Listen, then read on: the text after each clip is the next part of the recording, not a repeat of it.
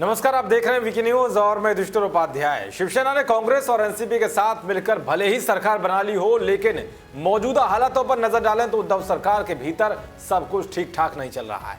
जहां तीनों दलों के कई दिग्गज नेता मंत्रिमंडल में जगह न मिलने को लेकर नाराज हैं, जिसके चलते कईयों ने इस्तीफा भी दे दिया है। तो वहीं दूसरी तरफ शिवसेना और कांग्रेस एक दूसरे पर हमलावर हैं। जब से महाराष्ट्र में सरकार बनी है तब से ही दोनों ही पार्टियों की ओर से कोई ना कोई ऐसा बयान सामने आ ही जाता है कि जिसे देखकर लगता है कि उद्धव सरकार ज्यादा दिन चलने वाली नहीं है। लेकिन इसमें भी गौर करने वाली बात यह है कि कांग्रेस के दिग्गज नेता शिवसेना की विचारधारा से जुड़े मुद्दों पर तो हमला कर देते हैं, लेकिन अगर शिवसेना की ओर से कोई भी बयान ऐसा आ जाए जो कांग्रेस को चुभने वाला हो तो तुरंत शिवसेना को ही झुकना पड़ता है। मतलब साफ है कि कांग्रेस किसी भी तरह से शिवसेना के सामने नहीं झुक रही है, लेकिन शिवसेना हर जगह झुकती हुई नजर आ रही है। आज हम आपको ऐसी कई बातों से रूबरू कराएंगे जिसे देखकर आपको भी पता चल जाएगा कि कांग्रेस शिवसेना पर हमलावर होकर कहीं भी झुकने को तैयार नहीं है, लेकिन सत्ता के लालच में शिवसेना हर मोर्चे पर झुक रही है। ध्यान से देखिए हमारी ये रिपोर्ट। दरअसल हाल ही में कांग्रेस के पूर्व अध्यक्ष राहुल गांधी ने वीर सावरकर को लेकर ऐसा बयान दिया था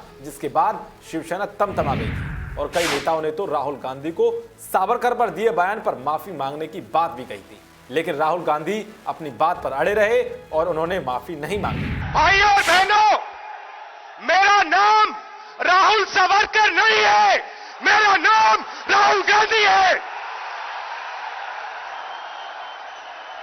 मैं सच्चाई के लिए कभी माफी नहीं मांगूंगा, मर जाऊंगा मगर माफी नहीं मांगूंगा।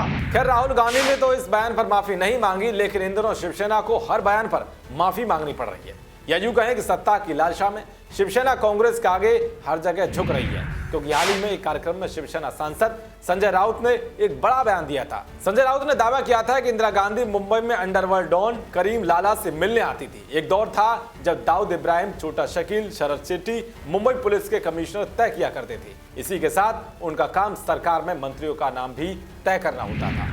संजय राउत ने यह दावा तो कर दिया, लेकिन जब ये बात कांग्रेस के कानों में पहुंची तो संजय राउत को माफी मांगनी पड़ गई।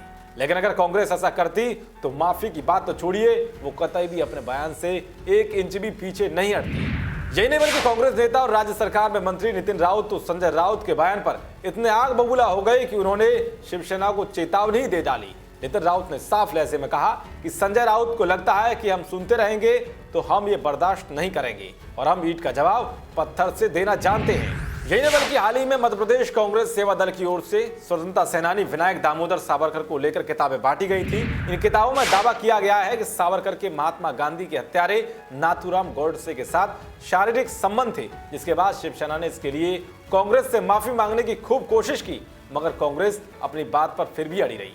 इसी के उलट जब मध्य प्रदेश के रतलाम जिले के शासकीय हाई स्कूल मलवासा में वीर सावरकर हितार जन कल्याण समिति की ओर से वीर सावरकर के जीवनी पर आधारित कापियां बांटी गई तो कांग्रेस तमतमा गई। यहाँ तक कि कमलनाथ सरकार ने स्कूल के प्राचार्य RN केरावत को निलंबित तक करा दिया, लेकिन तब भी शिवसेना चुप्पी साधे रही और कांग्रेस से इसके लिए माफी मांगने के लिए एक भी बार नहीं बोला। 2010 में उत्कृष्ट शिक्षक का राष्ट्रपति पुरस्कार प्राप्त प्राचार्य RN केरावत गणित के विशेषज्ञ हैं। ये राज्य स्तर पर भी राज्यपाल की ओर से सम्मानित हो चुके हैं। तो देखा आपने किस तरह से कांग्रेस शिवसेना को झुकने के लिए मजबूर कर रही है और शिवसेना सत्ता के लालच में सब कुछ भूलकर झुकना ही पसंद कर रही है। जिस तरह से शिवसेना हर मोर्चे पर कांग्रेस के सामने झुक रही है, उस पर आपकी क्या राय है?